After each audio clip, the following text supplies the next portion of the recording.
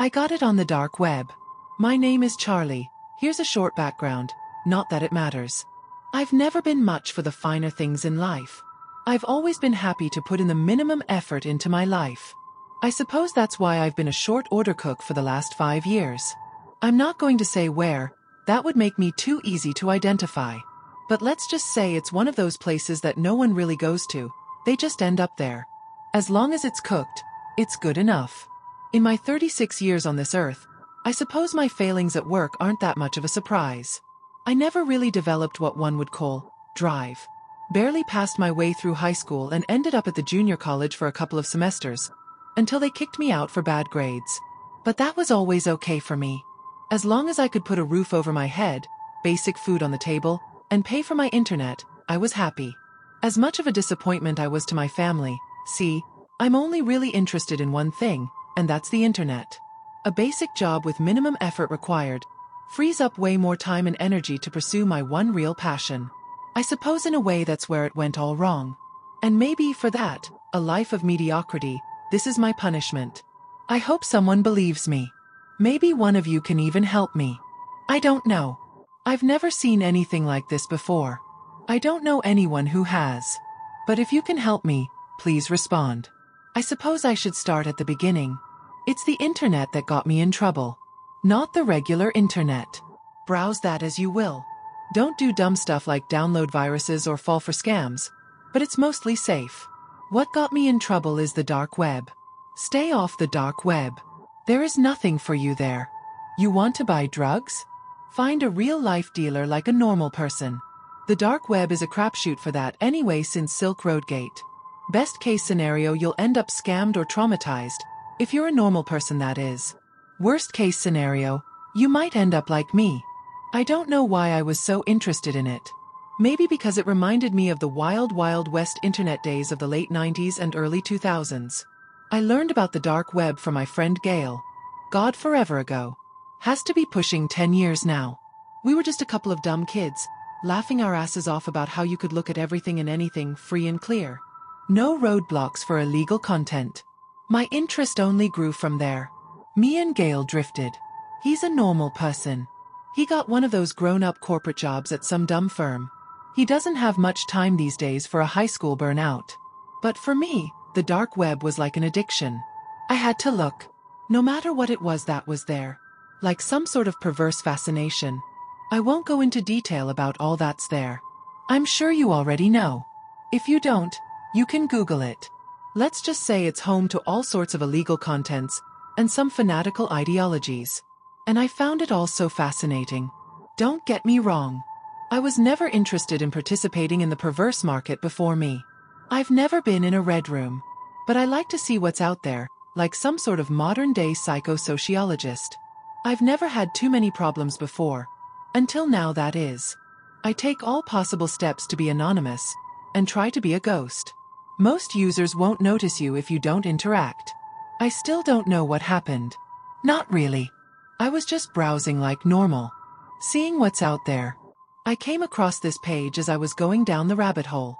I don't know why it caught my eye, resistance.onion, but it was just a black background with a text box that popped up. It said, "Do you see us? Do you want to be us?" I should have closed my browser.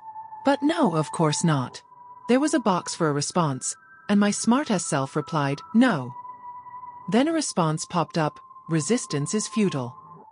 I laughed at that. Whoever made this site was clearly a Trekkie. Probably just some sort of joke site. I went to close my browser, deciding I'd had enough for the night. As I did, a bunch of scrolling text populated across the screen. I didn't know what the hell that was. It looked like one of those visual effects they'd use for hacking in the old-school tech movies. You know, just random letters and numbers. Dumb. Whatever joke this was, it wasn't a very good one. So again, I went to close my browser, but I never did. I really don't know what happened. I must have zoned out or fallen asleep because the next thing I knew, I became aware of my surroundings, but at least an hour had passed. All the screen read was end. I'm not going to lie, I got totally freaked out and unplugged my computer. It could stay that way for the rest of the night. It was time I got myself to bed anyway, for my crappy job in the morning. But sleep didn't come easy that night. I was seriously unsettled, and I wasn't really sure why. Nothing bad had happened other than an obvious joke site. The fact that I zoned on it for so long seemed wrong though. The next morning I got up for work like normal and went in. I cooked up eggs, pancakes, whatever the masses wanted. My coworkers were looking at me funny though. Ed in particular. He was a pretty hardened kitchen vet and not much got under his skin. I'd finally had enough of his side glances. "Dude, what?" I asked him. "Stop talking about this cool new vegetable website I just have to check out. I'm not interested. You know I don't buy anything online." He growled at me, in true Ed fashion. "Ed, the fuck are you talking about?" Was he finally snapping from the decades of crappy kitchen jobs? Was he about to go postal on this place? "Charlie, you keep talking about some kind of garlic website, and how I've got to check it out. I don't know what a garlic website is, but I just buy stuff at Walmart like a normal person." I didn't know what the hell he was talking about. I hadn't said anything about a site. I would never, not to him anyway. Ed can barely read his email and God knows I didn't have the time or energy to explain the finer parts of the sires I visit to him. So I did what anyone would do and avoided the loon for the rest of the day. Hopefully he'd be normal by tomorrow. However, not that much later the manager called me into her office. Oh God, what kind of nonsense had Ed said to her? "Charlie, I've gotten quite a few complaints from your coworkers that you won't stop talking about some soft of website. Now I don't know what you're trying to pull, but this is a place of business. I know that influencers and promoting is all the rage these days. But I just can't have that here.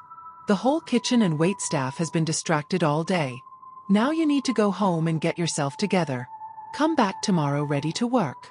Her normally soft-spoken self commanded. I stared in disbelief at my manager Sharon. I'd never known the young woman to be unreasonable before. But how could she be listening to this hogwash? It just can't be true. "But Sharon." "Don't but Sharon me," she interrupted. "I can't have this here. If a customer overheard and complained to corporate, what would happen? That would reflect badly on all of us. Now, go home and get whatever this is out of your system." Nothing more to say, I suppose, so I walked off to clock out and me on my way. At home, I turned my computer back on. Maybe I could unwind on the internet. The regular internet. I've had enough dark web for the moment. I booted up. All seemed well. I opened my browser and all of a sudden I heard the noise of many emails coming in. Great. What now? I opened my email from my browser bar, and it looks like everyone in my contacts list just about had messaged me. I open a few, and it's all messages like WTF, and this better be a joke. I look at the chains. Apparently I had sent a message to every single person in my contact list. Some sort of video. I play it. It looks the same as the code scrawl that I watched last night on that dark web page. Fuck, I had to have a computer virus. How could this happen? I was so careful. I spent the next several hours replying to the most important people that I was hacked and to not watch it. Unplugged my computer and sat there wonder what the fuck was going on. I was going to have to get a new computer, that was for sure. Hopefully I'd done enough damage control just now. I thought maybe I'd just watch some YouTube on my TV. Oh fuck though, I couldn't be sure using my internet at all would be safe. With that thought I unplugged my modem and router. I guess I was in for a long night of going to bed. Sleep didn't come any easier that night. In the morning I got ready for work again and went in. I was determined to say as little as possible to anyone and everyone. Though I did well. But an hour into my shift my manager Sharon called me into her office again. "You know, Charlie, I thought you understood what I was telling you yesterday. Not only am I still getting complaints today, now Ed can't stop talking about this website of yours too. That's it, you're fired," she exclaimed at me. I was stunned to say the least. I didn't bother arguing. How do you argue with crazy? So what could I do? I stormed out. As I was leaving Ed called after me. "Hey buddy, make sure you check out resistance.onion. It's so cool. You have to check it out." With that, my blood ran cold. There was definitely something very wrong. Ed would never get on the dark web by himself. He can barely work email. God, I hope this wasn't something originating from those email shenanigans I found yesterday. But then it dawned on me that I didn't even have Ed's email. I raced home and slammed the door behind me.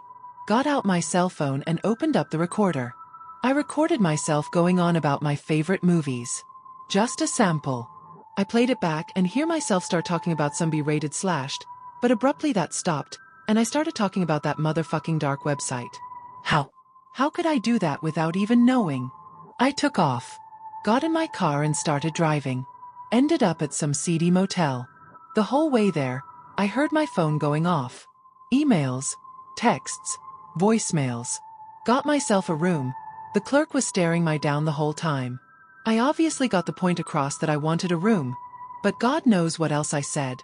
I sat on the bed and opened my phone. Every fucking message was about resistance.onion. Seems like everyone I had ever been in contact with was sending me a message about the same goddamned website. That brings me to the present. I posted this on Reddit hoping someone out there knows what's going on and can tell me how to fix it. I don't know how much of this story we'll get though. I'm not sure what the rules are here for spreading this thing. Best I can tell it's some sort of virus. God help me, I think I have a computer virus. I don't know how that's even possible, but I don't know how else to explain it. Seems to be extremely contagious. The phone to my room just rang. I didn't pick up. I'm scared to answer it. Please help and I'm so sorry. Terrifying deep web story. Let me start this off by saying that it is imperative that you stay off of the dark/deep web. No matter what anyone tells you, no good can come from using it, and I am about to tell you why. I was 15 at the time. I had come home from school on a Friday afternoon ready to relax, kick back and enjoy the short break. I had started using code about a year prior, nothing too fancy, just basic Python, Java, HTTPS etc., and was practicing it daily. Now, I had known about the dark web before this took place. I would sometimes buy weed off of it, but that was the extent of it. This particular day, however, I decided to venture further and really take a look at the dark web. I'm sure a lot of people are familiar with the iceberg diagram representing the internet's content. For those who don't know, the surface web contains about 10% of the internet's content, while the deep and dark web take up the other 90%. I was ready to see what it really held. I heard stories about what goes down on the deep web, murder, inhumane torture, CP etc. But I didn't really believe that they were all legit, so I hopped on Tor and began to see what I could dig up. I started off by going on the hidden wiki and browsing through various websites, most of which contained illegal things such as drugs, hackers and hitmen for hire and lots of CP. I clicked on a random forum link which took about a minute to load. I wish I could remember the name of it. It was a forum where people could pick a topic they wanted to talk about, such as politics, dealing with mental health, etc. I noticed one of the topics was a pedo forum, and I don't want to even go into detail on what I saw there. There was one particular one that caught my eye. The link was in all red while the rest were all black. It said, "Not for the weak, enter at your own risk." Curious as to what this was, I clicked on the link and it brought me to a forum that had only one link on the whole page. I clicked on the link and it brought me to a chat room. I realized that nobody was saying anything in it, only sending links. This set off alarm bells in my head because I had an idea of what was on these links. I wished I had listened to my gut feeling, which was telling me to close out while you still can. However, the ignorant, curious teen took over me and I started setting up some protection for myself using the code I had learned. I later realized this amateur coding I did would not protect me from these advanced people with malicious intent. I clicked on a random link and a page loaded surprisingly fast. It looked to be another chat room. I went to type, "hello," or something, but it would not let me. I sighed and began moving my mouse to go to the previous page when a noise went off. I had received a chat. The message said, "Hello new user, I see you have found my site. Would you like to continue?" I tried typing again, but I still couldn't. The next message sent chills down my back, and my hands are shaking just recalling it. It read, "No son, not the keyboard." I tried turning off my computer, but of course nothing worked. Another message popped up saying, "I guess I'll take that as a no." The screen suddenly changed and a video began playing. It was a black screen, but I could hear a deep male voice say, "Unfortunately for you, you do not have a choice." I grabbed a sticky note and put it over my webcam, and the voice on the screen said, So we're playing games now, huh?" The video then began to change, and I realized the man was taking his hand off the camera. He was a short man, maybe 5 feet 11 inches, but that brought me no comfort. He held up a knife and said, "Name any body part." I then for the first time noticed a cloth in the corner of the room covering something up which I could only assume to be a body. I had had enough. I unplugged my computer and lay on the floor panting for hours until I could finally get up. I now suffer from anxiety and won't touch a computer unless I have to. Just be safe out there, guys. The dark web. I've always been into the dark web. It's like this secret place where you can get anything you want. Drugs, weapons, even human trafficking. But what really intrigued me were the creepy websites that people talked about. So one night, I decided to explore the dark web for myself. I downloaded Tor and started looking around. Most of the sites were boring. Just forums and marketplaces. But then I found one that caught my attention. It was called The Dark Room. The site was pretty basic. Just a black background with a chat box in the middle. I typed, "Hello," and waited. Almost instantly, someone responded. "Welcome to the dark room. You want a story?" I figured, why not? "Sure," I typed back. "Great. But first, I need you to do something for me." That's when I started to get a little nervous. What had I gotten myself into? "What do you want me to do?" "Close your eyes and count to 10. When you open them, you'll be in a new location. Don't worry. It's all part of the experience." I hesitated for a second, but then decided to go for it. I closed my eyes and started counting. 1, 2, 3. When I got to 10, I opened my eyes. I was in a dark room. The only light came from a single candle in the center. "What the—" I muttered. "That's better," a voice said from behind me. I turned around to see a figure standing in the shadows. I couldn't see their face, but they had a calm, soothing voice. "Let me tell you a story." The figure started talking about a group of friends who had gone camping in the woods. One night, they heard a strange noise and went to investigate. They found a cabin hidden in the trees. The cabin was old and decrepit, but there was something weird about it. It felt alive. As the group went inside, the door slammed shut behind them. They were trapped.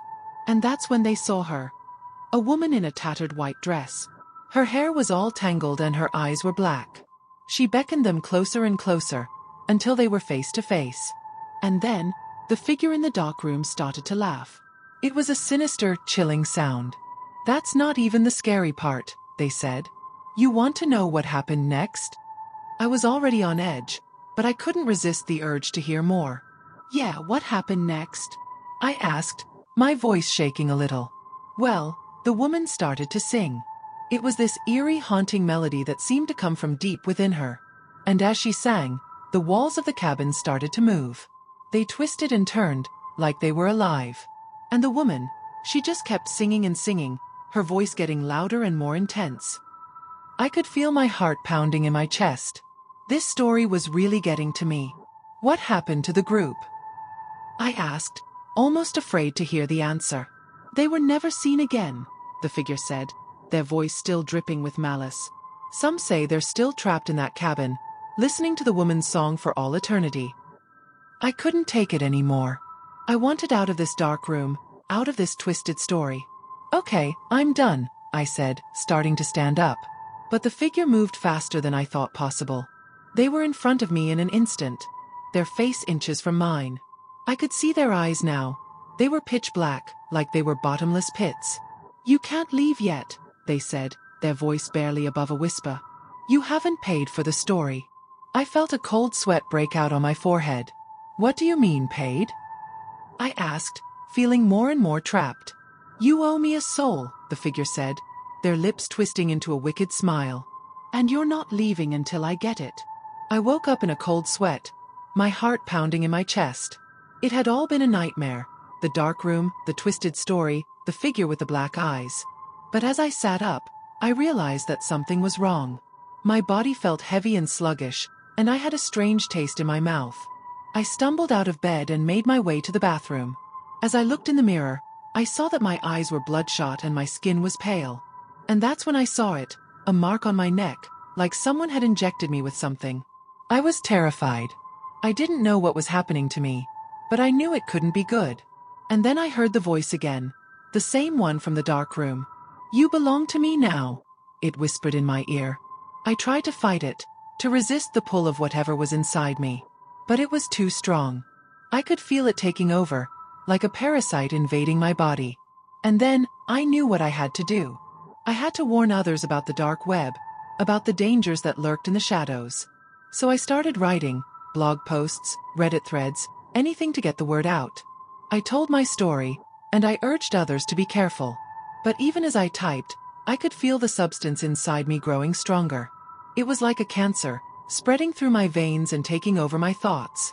I knew that soon, I would be gone, lost to whatever dark force had taken hold of me. So if you're reading this, please listen to my warning. The dark web is not a game. It's not some secret playground where you can indulge your darkest fantasies. It's a place of darkness, of evil. And if you're not careful, it will consume you, body and soul.